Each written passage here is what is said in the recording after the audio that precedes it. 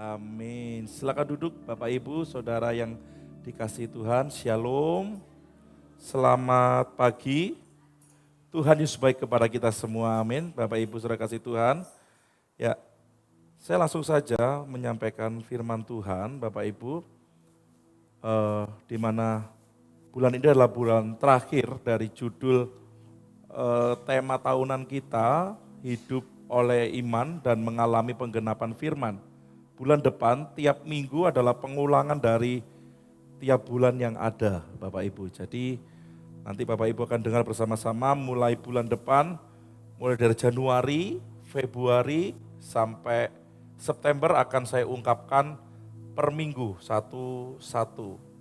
Bapak Ibu yang mencatat bisa melihat catatannya, tidak akan jauh larinya dari situ. Tapi kalau Bapak Ibu tidak mencatat, Bapak Ibu tetap sama-sama akan dengar firman Tuhan yang sama.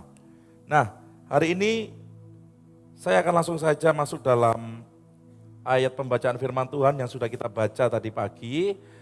Boleh dibantu klik yang pertama dari Habakuk 2 ayat yang keempat dikatakan, sesungguhnya orang yang membusungkan dada tidak lurus hatinya, tetapi orang benar akan hidup oleh percayanya. Bapak Ibu, memang ayat ini ditulis pada saat kerajaan atau bangsa itu sedang kacau. Ada yang namanya ketidakadilan, ada yang namanya ketimpangan, tapi seakan-akan Tuhan diam. Seakan-akan Tuhan tidak bergerak, seakan-akan Tuhan kok tidak mau bertindak. Tapi kalau Bapak Ibu baca pasal-pasal selanjutnya, Bapak Ibu akan melihat bahwa waktu Tuhan adalah waktu yang terbaik. Tuhan pasti menghukum orang yang fasik, orang yang tidak berjalan dalam kebenarannya. Cuma satu sisi kontrasnya dikatakan orang yang benar akan hidup oleh imannya, akan hidup oleh percayanya. Hari ini ibadah 1 dan 2 akan saya ungkapkan 3 tokoh. Ya, 2 tokoh di ibadah 1, 1 tokoh di ibadah yang kedua. Tokoh dalam Alkitab ini saya ambil karena yang saya lihat di perjanjian lama ini, 3 tokoh ini menjadi panutan dan ditulis dengan sangat baik, sehingga kita bisa meniru perbuatan mereka yang baik.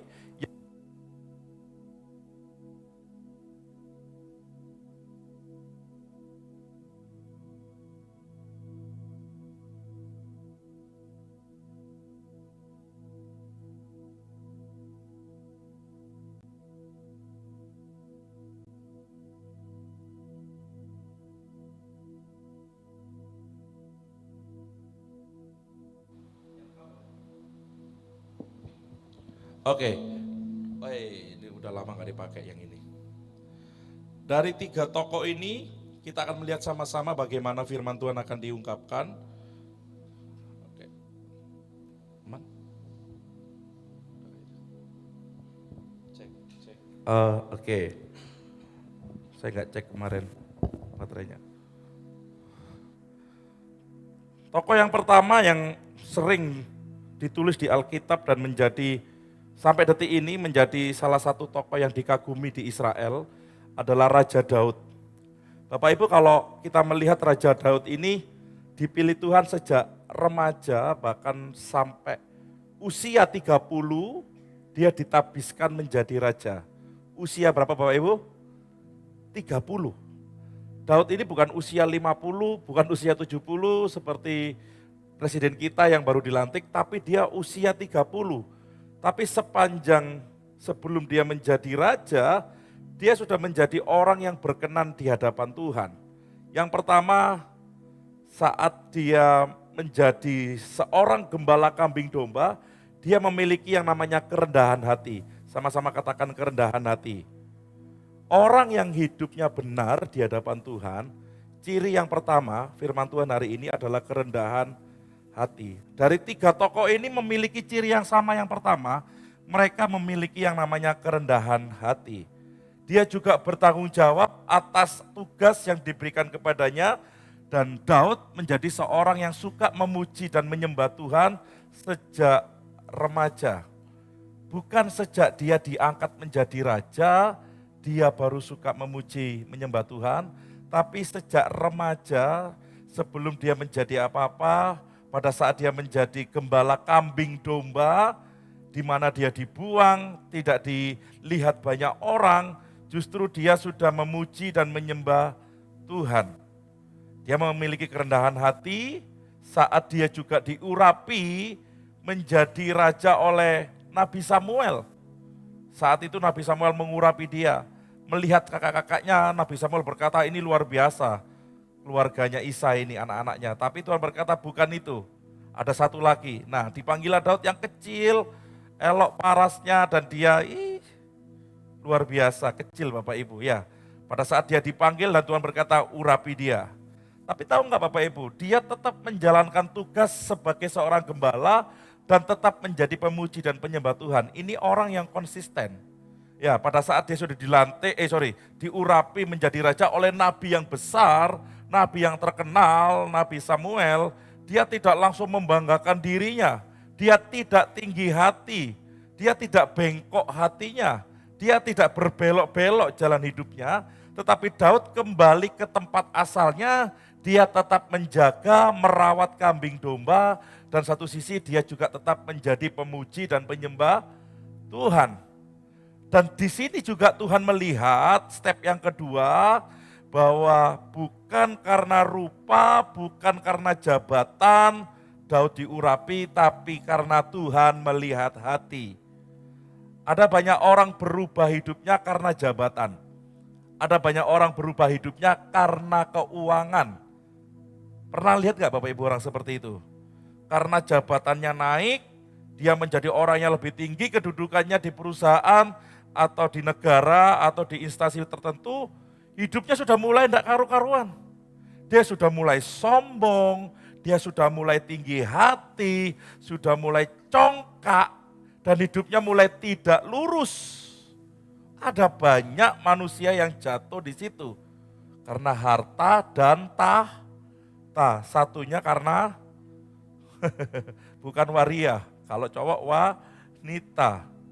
Ini firman Tuhan dikatakan orang yang congkak, orang yang tinggi hati hidupnya tidak akan lurus. Tapi orang yang benar hidup karena imannya, karena percayanya. Dan Daud setelah dia diurapi oleh nabi besar, bukan main-main, dia tetap kembali ke tempat asalnya. Dia tetap mengerjakan tugas dengan sangat baik, walau orang gak lihat dia tetap memuji dan menyembah Tuhan. Ini yang kita lihat sama-sama, bagaimana seorang yang masih remaja muda ini memiliki hati yang terpaut dengan Tuhan. Dan Daud muda ini akhirnya bertemu dengan Raja Saul. Daud tidak menyombongkan dirinya di hadapan Raja Saul, walau Daud tahu satu kali nanti Raja Saul digantikan oleh dia. Daud gak berkata sama Raja Saul, halo Raja, gimana kabarmu? Tahu enggak, aku kemarin diurapi Nabi Samuel loh. Satu kali nanti tahtamu menjadi tahtaku. Daud tidak gitu Bapak Ibu. Dia tetap memiliki kerendahan hati. Orang yang diam dalam hadirat Tuhan, orang yang suka memuji dan menyembah Tuhan bukan hanya karena suka lagu, hafal lagu, tapi pujian penyembahan itu mengalir dari dalam hatinya, dari dalam hidupnya. Dia pasti akan memiliki yang namanya kerendahan hati. Dia tidak menyombongkan dirinya, dia tidak pamer kepada Raja Saul, dia tidak mengejek Raja Saul. Cie yang mau turun, cie yang ditinggalkan Tuhan. Tapi dia tetap tahu bagaimana hidupnya. Dan itulah yang Tuhan lihat, konsistensinya Daud sejak muda dilihat oleh Tuhan. Dia berkenan di hati Tuhan bukan pada saat dia memiliki jabatan, tapi pada saat dia tidak memiliki apa-apa. Dia bukan siapa-siapa, dia memiliki konsistensi yang benar, beriman kepada Tuhan, dan hidup mengandalkan Tuhan saja. Dan terlihat pada satu momen saat ada raksasa bernama Goliat mengejek Israel. Seluruh Israel takut, bahkan Saul pun takut. Kan kita lihat ya, Saul aja yang hebat untuk menghadapi Goliat aja takut. Dan pada saat Daud masuk, Daud mulai melihat, ini orang kurang ajar ini. Ini satu manusia yang besar seperti ini kurang ajar. Daud tidak melihat bagaimana kekuatannya Goliat. Daud tidak melihat bagaimana senjatanya Goliat. Yang Daud cuma percaya Allahku lebih besar daripada Goliat. Allah yang di dalam aku menyertai aku sehingga aku tahu aku bisa mengalahkan Goliat karena kekuatan Allah. Itu iman yang luar biasa. Sekali lagi, ini anak muda yang memiliki iman yang sangat luar biasa. Dia tidak mengandalkan kekuatannya sendiri, namun dia percaya kepada Tuhan. Makanya dikatakan kan Bapak Ibu, engkau mendatangi aku dengan tombak dan pedang, tapi aku mendatangi kamu dengan nama Allah yang Maha Kudus. Amin. Dia cuma punya apa namanya? Ketapil. Cuma punya satu itu aja. Tapi ketapelnya ini bukan ketapel yang biasa dipakai orang-orang untuk nepil burung atau yang lain. Ini ketapel senjata utamanya dia, salah satu senjata utamanya. Dan dia belajar dengan sangat baik bagaimana melempar ketapel itu dengan jarak yang cukup jauh atau jarak yang cukup dekat sehingga bisa mematikan musuhnya. Dan dari ketapel yang sama, dari apa yang dia miliki, dia nggak bikin gini, aku butuh pedang untuk mengalahkan Goliat, aku butuh tombak untuk mengalahkan Goliat. Enggak, dia hanya butuh apa yang ada padanya, dia nggak mengandalkan kekuatan orang atau senjata lain, dia hanya mengandalkan Tuhan. Sama dengan kita, apa yang kita miliki sekarang, semua berasal dari Tuhan. Maksimalkan apa yang ada, Goliat akan jatuh. Amin. Pak, di depan rasanya sangat sulit. Di depan rasanya mustahil. Saya tidak punya apa-apa. Enggak, kita punya apa-apa. Kita punya Tuhan yang besar. Apa yang ada di tangan kita, kerjakan dengan maksimal. Kerjakan dengan sungguh-sungguh. Maka lihat penyertaan Tuhan dan kedahsyatan Tuhan terjadi atas hidup kita. Pasti itu Bapak Ibu. Minggu yang lalu waktu Kemis saya nggak datang, itu saya sedang ngajar para pendeta se-Indonesia di GBT. Saya cerita tentang banyak hal kepada mereka, saya ngajar dan saya cerita. Dan mereka tiba-tiba banyak dari mereka yang punya Instagram, TikTok dan media sosial lainnya, sepil gereja kita. Sepil Instagram saya, mereka sepil ada yang paling bawah, lihat. Mereka melihat kok pelayannya bagus-bagus. Pertanyaan mereka sama dengan orang-orang yang lain. Mengerjakan tim seperti ini berapa tahun, Pak? Mengerjakan tim seperti ini butuh berapa lama, Pak? Dan orang-orangnya dapat dari mana, Pak? Saya jelaskan, saya masih ingat 2017 pada saat saya pergi ke NDC dengan istri saya ngomong di depan altar itu, Tuhan keren banget nih. Karena habis GPCC, pelayanan, terus Jeffrey Rahmat, terus habis GPCC Tim Muhede, Symphony Worship, dan saya bilang, wow keren sekali nih gereja. Gimana saya caranya mendapatkan tim seperti ini? Tuhan udah ngomong apa? Aku sudah taruh di gerejamu dan aku akan kirim orang yang lain. Saya di situ sadar, orang yang seperti apa? Ternyata mulai dari sekolah minggu. Saya mau melihat tangan saya melihat jemaat yang Tuhan taruh di gereja ini. Mana yang Tuhan taruh? Ternyata saya melihat orang-orang yang sudah diurapi oleh Tuhan. Dan gereja ini jadi seperti ini bukan karena saya. Karena kita bersama-sama mengerti bahwa kekuatan bukan berasal dari diri kita, tapi kekuatan berasal dari Tuhan. Dan penyertaan Tuhan sempurna atas kita.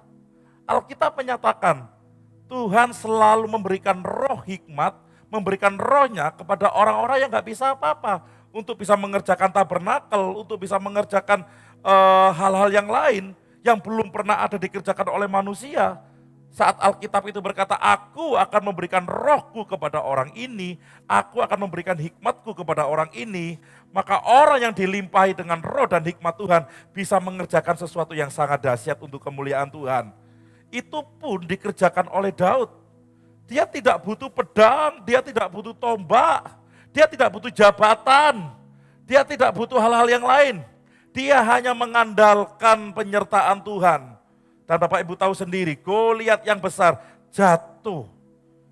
Ya, dan itu menjadi kekuatan semangat pada orang-orang Israel. Dan sesi selanjutnya, Bapak Ibu tahu sendiri, Daud mulai diagung-agungkan, berlaksa-laksa, itu ada di Daud, tetapi beribu-ribu dikalahkan oleh Saul. Dan satu kali Daud diburu untuk dibunuh. Namun Daud menahan diri 2 kali. Di 1 Samuel pasal 24 penahanan diri yang pertama, yang kedua di 1 Samuel pasal 26. Daud bisa menahan diri, dia tahu bukan waktunya, belum waktunya. Dan Daud nggak bilang gini, aku kan diurapi Tuhan, aku kan sah-sah saja bunuh dia. Karena 1 kali nanti kan kerajaan ada padaku, pasti masuk dalam kehidupanku. Daud tahu waktunya, walau dia sudah diurapi, dia memenangkan banyak pertandingan, dia punya kesempatan untuk membunuh Saul, dia tidak gunakan itu. Dia percaya Tuhan akan bekerja tepat pada waktunya. Janji Tuhan menjadikan Daud seorang raja, tidak menjadikan dirinya buta kekuasaan. Pada saat dia jadi raja, dia gak langsung cari orang-orang yang pernah bunuh dia, pernah ngancam dia untuk dibunuh. Dia gak cari orang-orang yang berseberangan dengan dia. Daud tidak buta dengan kekuasaan. Kenapa? Karena dari remaja dia hidup dengan imannya, dengan pujian penyembahan. Dia beriman kepada Tuhan, melakukan kebenaran. Jadi Daud tetap beriman bahwa apa yang Tuhan janjikan pasti akan digenapi tepat pada waktunya. Bagaimana dengan kita? Dapat jabatan sedikit, sombongnya selangit. Dapat kenaikan gaji sedikit, sombongnya sampai mentok ke langit. Orang yang congkak tidak lurus hatinya. Tapi orang yang beriman, orang yang percaya, hidup karena imannya. Dia mengandalkan Tuhan. Dan 1 kali, Bapak Ibu, Daud kehilangan keluarga tercinta di Siklak. Namun pada saat yang sama di titik terendah, anaknya mati, istrinya mati. Daud berusaha untuk menguatkan imannya. Di situ Daud hampir dibinasakan, hampir dibunuh sama pengikutnya. Karena nuruti kamu, lihat anakmu, anakku, keluargaku, istriku mati semua di Siklak. Daud hampir dibunuh, tapi penyertaan Tuhan sempurna. Pada saat titik terendah Daud langsung beriman dan mengingat kembali kebaikan Tuhan. Sehingga pasukannya yang ada di titik terendah juga mulai imannya dikuatkan bersama dengan Daud. Terus Daud kembali ke Tuhan. Tuhan, apakah aku kejar mereka? Musuh yang sudah membinasakan keluargaku. Tuhan ngomong apa? Kejar, habisin. Aku serahkan mereka dalam tanganmu. Luar biasa Daud ini Bapak Ibu. Hidupnya seperti roller coaster, naik turun. Tapi lihat satu titik, dia konsisten dengan imannya, dengan percayanya, dengan mengandalkan Tuhan. Seperti yang saya katakan tadi, sehingga 1 kali itu dia dinobatkan menjadi raja. Di umur berapa Bapak Ibu? 30. Sebelumnya dia jatuh bangun dalam kehidupannya. Ini luar biasa. Hai anak-anak muda yang kau dengar sebelum umur 30, jadilah seperti Daud, konsisten dengan Tuhan, beriman percaya kepada Tuhan. Yang sudah lewat umur 30 sama seperti saya Bapak Ibu, kita kebanyakan tetap konsisten di dalam Tuhan, amin. Dan yang Daud lakukan pertama kali menjadi raja, salah satunya adalah dia memindahkan tabut Allah untuk berada di dekatnya. Keren sekali ini. Dia nggak kepingin jauh dari tabut Allah, artinya dia selalu ingin menyembah Tuhan. Lihat Bapak Ibu, begitu luar biasanya Daud beriman kepada Tuhan. Bapak Ibu sudah kasih Tuhan, saya bersyukur pada saat Bapak Ibu mau, entah terpaksa, entah dengan ucapan syukur rela hati, mau tergabung dalam Komsel dan setiap bulan Komsel yang berbeda, saya minta tolong untuk bersih-bersih gereja. Ya ini onok Bapak Ibu. Ternyata ada jemaat Tuhan di Duren Sewu yang mau membersihkan gereja. Saya bersyukur. Orang lain tanya loh, gimana cara membersihkan gereja? Ada tim dan ada jemaat yang membantu. Jemaatnya ini enggak 1-2 orang, mereka per Komsel. Ini saya tanamkan kepada Bapak Ibu bukan karena saya malas. Bukan, karena supaya Bapak Ibu tahu bahwa ini rumah Tuhan, milik kita bersama dan kita bersihkan bersama-sama. Dan Bapak Ibu dengan membersihkan, mulai menyembah Tuhan, ojo ngomel. Ya, ojo dengan hati yang bureng Bapak Ibu. Bapak Ibu datang ke rumah Tuhan bukan hanya ibadah saat bersihkan gereja, Bapak Ibu ngelap-ngelap, bersihkan semuanya. Bapak Ibu rasakan Tuhan itu ada di baitnya. Di setiap sudut gereja ini ada hadirat Tuhan, amin. Dan disitulah saya mencoba untuk mentransfer apa yang dulu pernah saya lakukan sejak saya SD. Di mana saya sering ke gereja, di mana saya sering tidur di gereja. Dan itu bukan karena gerejanya ada AC, bukan karena waktu itu ada AC ya. Tapi karena hati ini loh tenang. Bukan tenang di gerejanya, tenang di dalam hadirat Tuhan. Itu loh Bapak Ibu, kalau kita dekat dengan Tuhan, ada dalam hadirat Tuhan, itu sama dengan Daud. Bahkan Tuhan mulai berjanji dan dinyatakan, kerajaan Daud dikokohkan. Harusnya kerajaan Saul yang dikokohkan, tapi karena Saul berbuat yang tidak baik, kerajaan Saul diruntuhkan dan kerajaan Daud dikokohkan. Dan Bapak Ibu tahu kerajaan Daud diwariskan kepada anak cucunya. Meskipun dia jatuh dengan yang namanya Batsheba, tapi teguran Nabi Nathan membuat Daud langsung bertobat, langsung sedih. Dan kita melihat di Mazmur pasal 51 bahwa Daud sangat-sangat menyesali perbuatannya. Dia bertobat benar-benar di hadapan Tuhan dan Tuhan mendengar kembali doanya. Dan ini yang paling luar biasa. Menjelang kematiannya, Raja Daud menyampaikan pesan kepada Salomo untuk tetap berpegang setia kepada Tuhan sepanjang hidupnya. Walau Salomo akhir hidupnya mencutat imannya Bapak Ibu. Kenapa? Karena kebanyakan istri. Karena istrinya diambil bukan karena dia sesama iman tetapi ngawur istrinya. Dan istri-istri yang lain ini yang gak beriman sama dengan Salomo, mempengaruhi Salomo sehingga Salomo jatuh dalam penyembahan bukan kepada Tuhan. Tapi Daud tidak pernah sekalipun menyembah berhala. Daud hanya terpaut hatinya kepada Tuhan meskipun dia pernah jatuh dalam dosa. Tapi kita melihat Tuhan mengokohkan kerajaannya karena Daud dilihat benar oleh Tuhan. Dia berjalan dalam imannya. Dia tidak congkak walau dia jadi raja. Setelah Daud, setelah Salomo, raja berganti raja. Congkak, imannya tidak kuat, mereka berbelok-belok jalan hidupnya, tidak menyatakan kebenaran Tuhan, dan lain sebagainya. Raja diganti menjadi raja yang lain, bla bla bla bla. Akhirnya timbul satu raja, ada dua raja yang hidupnya mirip dengan Daud, sama dengan Daud. Raja yang pertama yaitu Raja Hizkia. Kita baca sama-sama Bapak Ibu, 2, 3. Maka dalam tahun ketiga, zaman Hosea bin Elah, Raja Israel, Hizkia, anak Ahaz, Raja Yehuda, menjadi raja. Ia berumur berapa? 25 tahun. Pada waktu ia menjadi raja, 29 tahun lamanya ia memerintah di Yerusalem. Nama ibunya ialah Abi anak Zakaria. Ia melakukan apa? Yang benar di mata Tuhan, tepat seperti yang dilakukan Daud, bapa leluhurnya. Satu raja yang pertama persis memiliki iman, karakter, pola hidup yang sama dengan Daud. Raja sebelum Hizkia amburadul. Dia congkak, dia berbelit-belit, bahkan hidupnya serong. Yaitu karena kekuasaan, karena harta, karena tahta, karena wanita. Ini bahaya Bapak Ibu. Kalau kita tidak berjalan seperti yang Daud lakukan, berjalan dalam iman dan kebenaran Tuhan, kita bisa congkak, kita bisa sombong, bahkan hidup kita bisa serong dari hadapan Tuhan.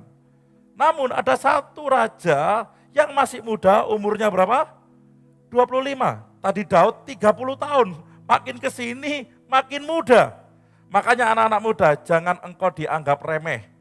Engkau harus menjadi teladan dalam kesetiaan dan kesucian. Jangan engkau disamakan dengan dunia ini. Allah, masih muda, sama saja kamu itu. Enggak, saya enggak sama. Saya adalah orang yang melayani Tuhan. Hidup saya berbeda dengan orang lain, karena saya hidup dalam kebenaran Tuhan. Ini yang membedakan Bapak Ibu, Raja Hizkia dengan raja-raja sebelumnya. Setelah dilantik menjadi raja, Hizkia yang umur 25 tahun itu menjauhkan bukit-bukit pengorbanan dan yang meremukkan tugu-tugu berhala dan yang menebang tiang-tiang berhala dan yang menghancurkan ular tembaga yang dibuat oleh Musa. Sebab sampai pada masa itu orang Israel memang masih membakar korban bagi ular itu yang namanya disebut Nehustan. Jadi sebelum Raja Hizkia, setelah Raja Daud, berhala mulai muncul di akhir-akhir hidupnya Salomo itu. Mulai ada patung-patung, mulai ada kawin campur dan lain sebagainya. Mulai serong, raja-raja selanjutnya mulai serong Bapak Ibu. Dan orang Israel otomatis, kalau kamu gak menyembah berhala, kamu dibunuh. Kalau kamu gak menyembah berhala, kamu dikucilkan. Kalau kamu gak menyembah berhala, pajakmu dinaikkan. Sama saja, dari dulu sampai sekarang sama saja Bapak Ibu. Nah, pada saat raja-raja itu sebelum-sebelumnya mereka nggak ada yang berani bongkar. Bahkan mereka mengikuti arus dari penyembahan berhala itu. Tapi seorang muda bernama Hizkia setelah dia dilantik menjadi raja, dia memiliki keteguhan hati. Sama seperti Daud tadi dikatakan, dia mulai menjauhkan korban, bukit-bukit korban itu dan meremukkan tugu-tugu berhala. Menebang tiang-tiang semuanya. Dia tahu resikonya Bapak Ibu. Dan tahu yang terjadi. Tuhan menyertai Hizkia. Dan di 2 Raja-Raja 18 ayat 7 dikatakan, Tuhan membuat berhasil Hizkia dan hidupnya selalu beruntung. Bapak Ibu, kalau Bapak Ibu merasa hidupnya beruntung, bukan karena engkau, wah aku ini orang spesial.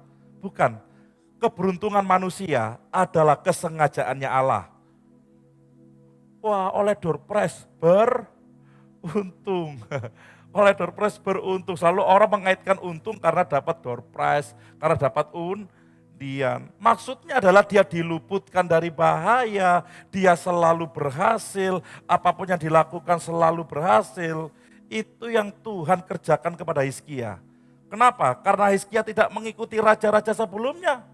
Yang hidupnya tidak congkak, yang hidupnya tidak sombong. Hizkia berada dalam jalur yang benar. Walau bapaknya Hizkia hidupnya berbelit-belit. Tapi Hizkia muda hatinya tersobek-sobek. Kok kayak gini bapakku? Kok kayak gini raja? Kan kita punya Allah yang kudus, kan kita punya Allah yang harus disembah. Kenapa melakukan hal-hal yang berhala? Pada saat dia menjadi raja disingkirkan semua. Dan Tuhan melihat itu sesuatu yang baik. Tapi ada satu masalah Bapak Ibu. Ada yang namanya Raja Asyur. Dia lebih besar daripada Hizkia saat itu. Pasukannya lebih hebat. Hizkia di bawah pemerintahan dan dia, karena kayak dipajaki Bapak Ibu.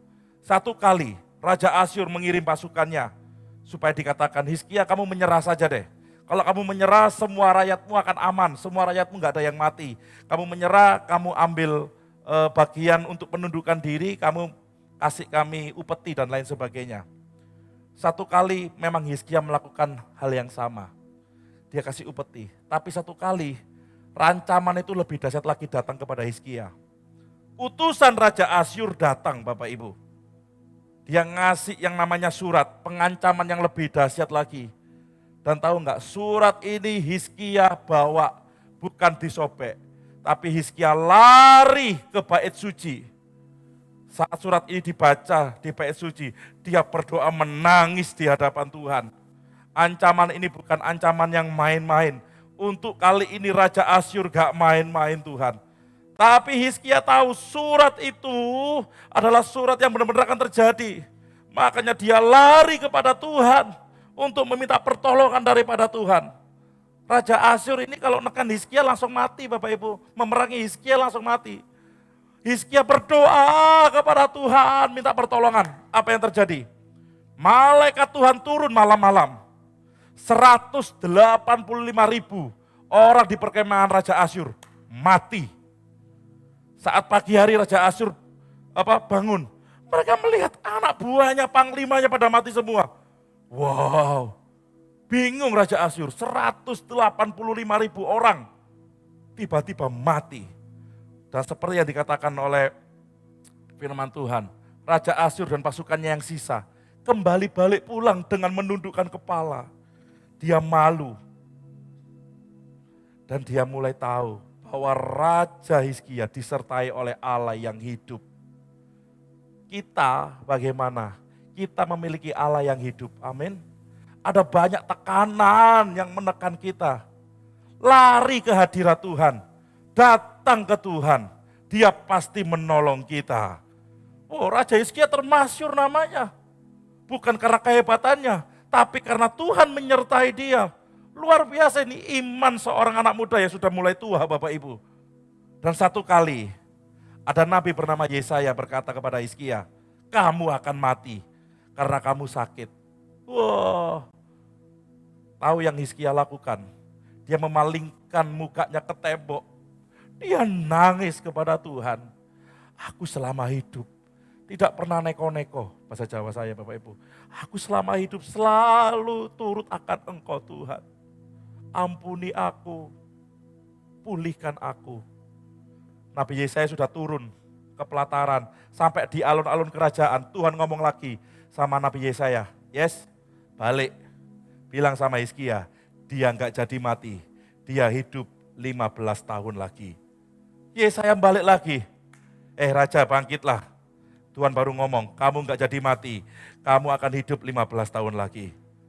Orang yang rendah hati akan selalu diberkati dan diselamatkan oleh Tuhan. Orang yang hidup dalam imannya tidak pernah ditinggalkan oleh Tuhan.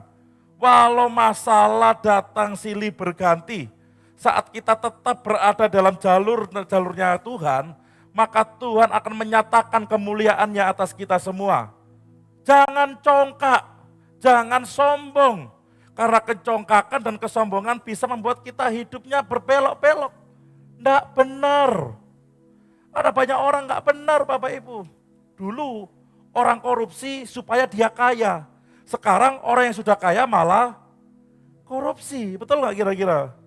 Wah, karena saya miskin, saya nyuri. Saya nyuri, bohongin bos, saya kaya. Enggak sekarang, udah kaya berlimpah-limpah, dia malah korupsi.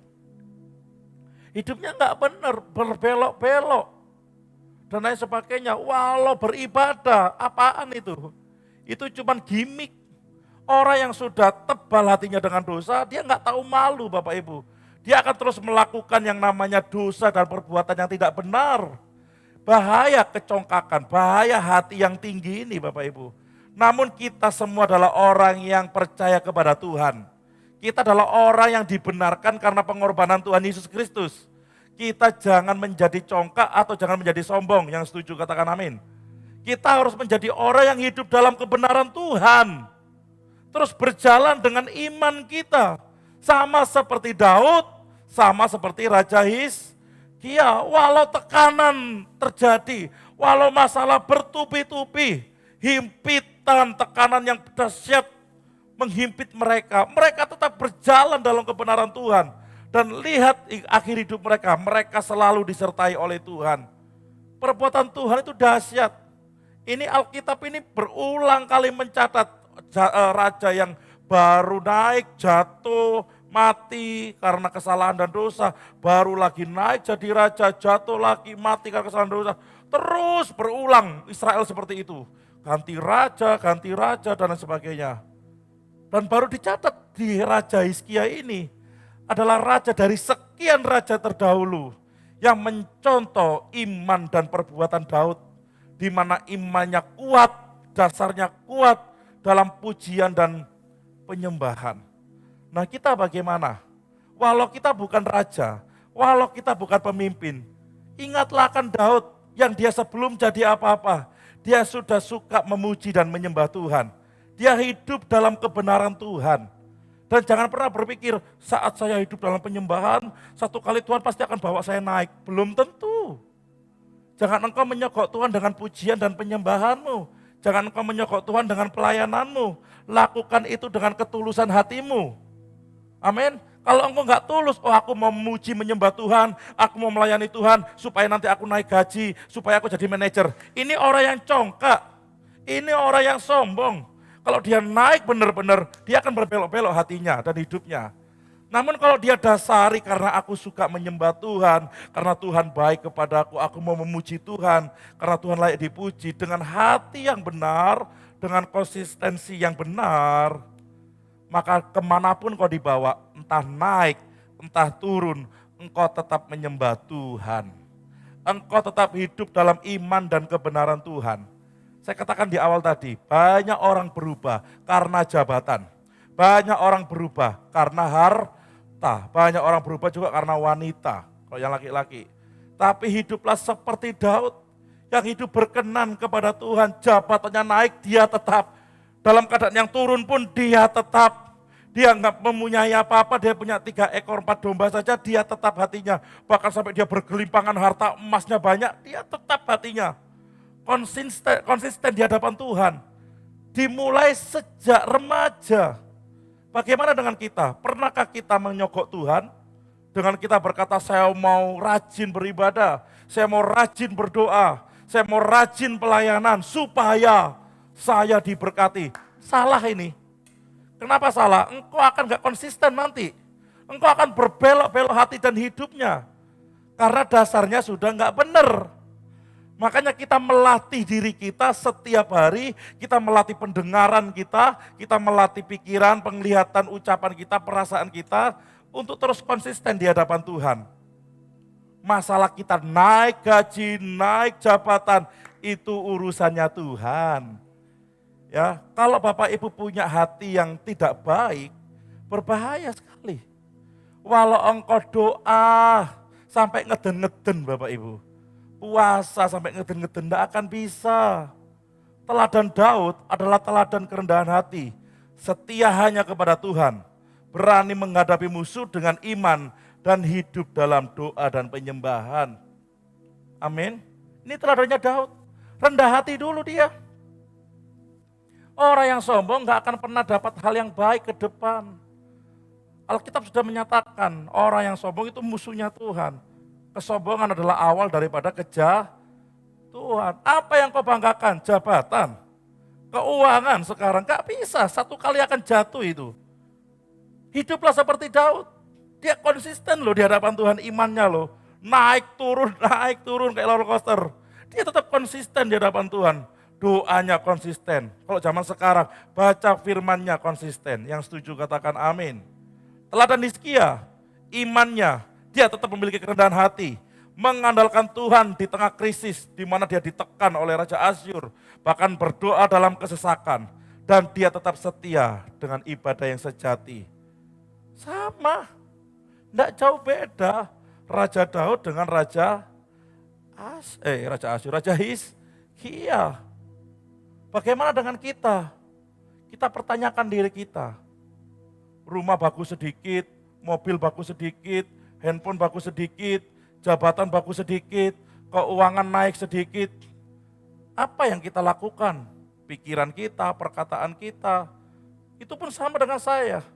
Sama kita lakukan sama-sama Bapak Ibu. Daud dan Hizkia memberikan contoh yang baik. Apalagi kita sekarang yang sudah mengenal Tuhan sebagai Tuhan dan Juru Selamat. Kita harus memiliki hati yang baik, konsisten dalam kehidupan iman kita. Pemain musik bisa masuk. Dan penggenapan daripada firman Tuhannya adalah apa? Daud yang dijanjikan, dinubuatkan menjadi raja. Dia benar-benar jadi raja. Yang kedua apa? Tuhan berjanji, kerajaanmu akan aku kokohkan untuk keturunanmu. Dan itu terjadi. Kalau Hizkia apa?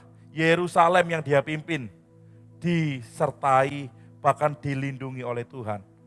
Janji Tuhan memperpanjang umurnya 15 tahun, terjadi enggak? Terjadi. Dan kesetiaan Allah atas perjanjian dengan Daud. Keturunannya terus memimpin kerajaan Israel. Bagaimana dengan kita? Kita sudah menerima semua janji Tuhan. Semua janji Allah sudah digenapi di dalam Tuhan Yesus Kristus. Namun pertanyaannya, apakah kita tetap rendah hati? Apakah kita tetap setia kepada Tuhan? Apakah kita tetap memiliki iman dan hidup konsisten dengan doa kita? Apakah kita mengandalkan Tuhan setiap hari? Bagaimana dengan ibadah harian kita? Bagaimana dengan ibadah mingguan kita? Bagaimana dengan hati kita saat beribadah, saat melayani Tuhan?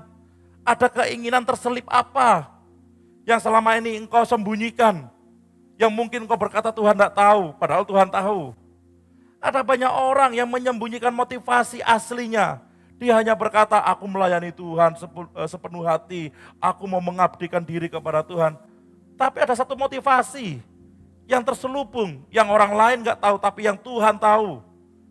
Saya mau katakan, beribadahlah dengan murni, dengan kesungguhan hati. Jangan minta apa-apa, cukup layani Tuhan dengan ketulusan hati kita. Konsisten dalam ibadah kita. Engkau naik, engkau turun, engkau konsisten, Tuhan menyertai kita. Bapak Ibu kita lihat sama-sama, hidup dalam iman, hidup dalam kebenaran Tuhan, hidup dalam percaya kita kepada Tuhan. Tidak berbelok-belok hati dan hidup kita. Kalau Tuhan menyertai Daud, kalau Tuhan menyertai Hizkia, Tuhan yang sama menyertai dan memberkati kehidupan kita semua. Amin Bapak Ibu, berikan tepuk tangan untuk hormat kemuliaan nama Tuhan. Saya berharap firman Tuhan hari ini memberkati kita semua.